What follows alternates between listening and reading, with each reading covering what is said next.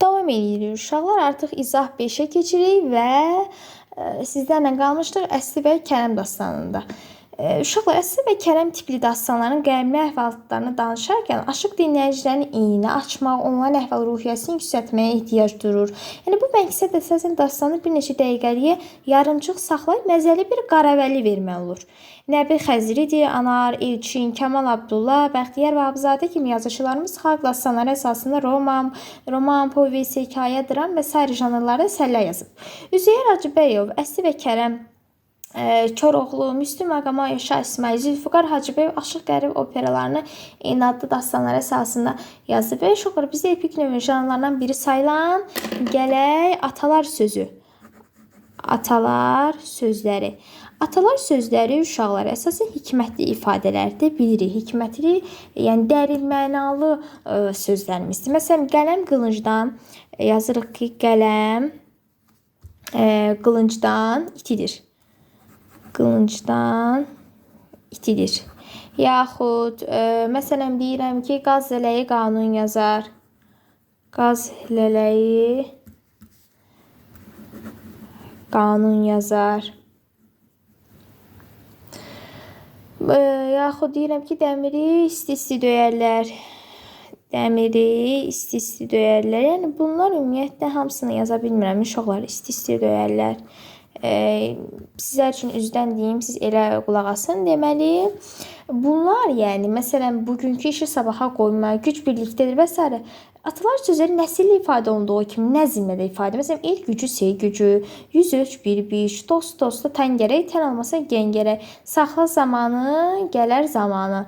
Yusif Vəzir Çəmənzəmənlinin şifahi xalq ədəbiyyatının müxtəlif janrlarına aid eyni nümunələrini müxtəlif xalqların folklorlarında özünü göstərdiyini qeyd edir. O bu baxımdan atalar sözlərini daha ümumi və bəşəri folklor nümunələri adlandırır. İndi gələk məsələlərə. Məsələlər. Uşaqlar, məsələlər atalar sözləri kimi hikmətamiz fikri ifadə edir. Amma atalar sözləri müstəqil işləndiyi halda məsələ müəyyən bir əhvalatla bağlı olur. Məsələn, hansısa bir lətifənin, nağılın, rəvayətin yaxud dastan parçasının yekunu bir kimi meydana çıxır. Odur ki, məsələ dedikdə onun bağlı olduğu əhvalət kimi hökmən nəzərdə tutulur və mıxı mismara döndərən var. Nə diriyə hay verir, nə ölüyə pay verir, nə tüfəngə çaxmaqdır, nə süngüyə toxmaq. Karın könlündəki sən çaldığın qələt yağ küpəsindədir. Doyun o rəhmətli kim olar?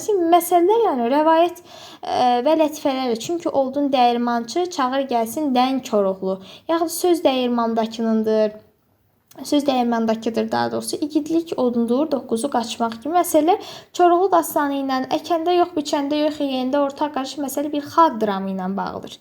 Tapmacalar uşaqlar üstü örtülü məsələlər haqqında məlumat verdim. Uşaqlar, tapmacalar üstü örtülü şəkildə verilən belə deyim, üstü örtülü şəkildə göstərilir də, yəni obrazlı, daha əşyanın əlamətini obrazlı şəkildə. Məsələn deyirəm 6 bulaq içərlər. 6 bulaq içərlər. Üstü zəmi içərlər. Üstü zəmi biçərlər. Və bu tapmacada əsasən bizim cavab nə? Qoyuna işarətdir bu. Yəni cavab qoyundur bunun. İndi gələk nəyə? İndi gələk uşaqlar, biz tapmacalar nəzmli ifadə olduğu kimi nəsillə də ifadə oluna bilər. Məsələn, mən gedirəm, o da gedir, kölgədir, bir ipim var, nə qədər yığıram qurtarmır, yoldur, yol üstündə yoğun arvad uşaqlar təndirdir. Yəni tapmacalar epitey, təşbih, metafor kimi bədii təsvir vasitələrindən yeni istifadə olunur.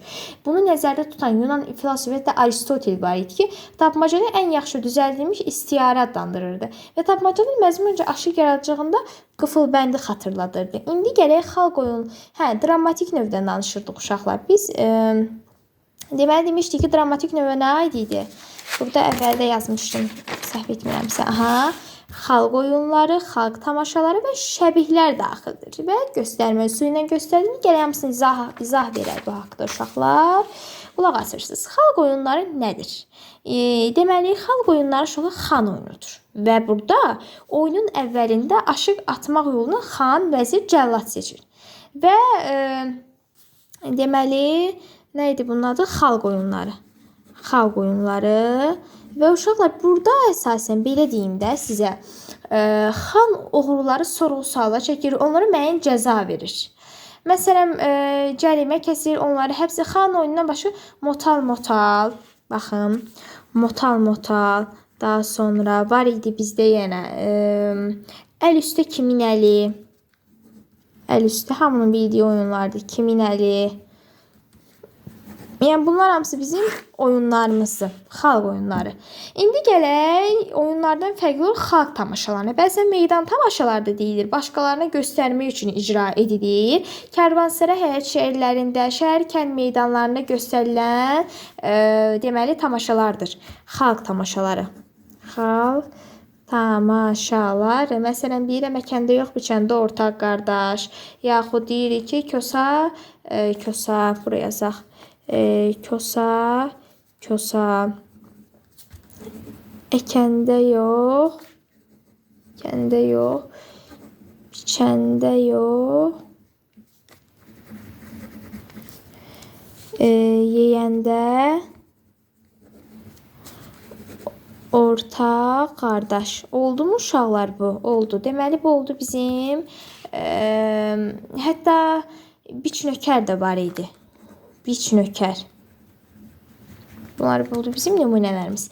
Əkəndə yox, biçəndə yox, yeyəndə ortaq qardaş, tənbəl qardaş adlanan və 3 hissədən ibarət olan xalq tamaşasında əməyə məhəbbət motivi əsas yer tutur. Və uşaqlar, əkəndə yox, biçəndə yox, yeyəndə ortaq qardaş həm məsəl, həm xalq tamaşasıdır. Yəni bu həm məsəldir, həm də xalq tamaşası. Şəbihlərə gələk uşaqlar. Şəbihlər dini tamaşalardır. Dini tamaşalardır. Yəni ki, belə deyim də, hətta burada bir tamaşalar daha çox məhərrəmlik mərasimlərinin, Kərbəla müsibətinin təsviri ilə bağlı olur. Belə şəbihlərdən biri Qasimin toy gecəsidir, məsələn. Qasimin toy gecəsi. Yəni bu əsasən belə deyim də, bununla bağlı. Məsələn, şəbihdə İmam Hüseynin qardaşı oğlu Qasimin başına gələn müsibətdən bəhs edir. Bu da oldu bizim şəbihlər barəsində uşaqlar məlumatımız. Ümumilikdə Azərbaycan şifahi xalq ədəbiyyatı mövzusunu izahını yekunlaşdırdım. Hər bir şey haqqında sizlərə məlumatı ən yaxşı şəkildə verdim. Sağ olun. Gələnki mövzu izahlarımızda görüşərik uşaqlar.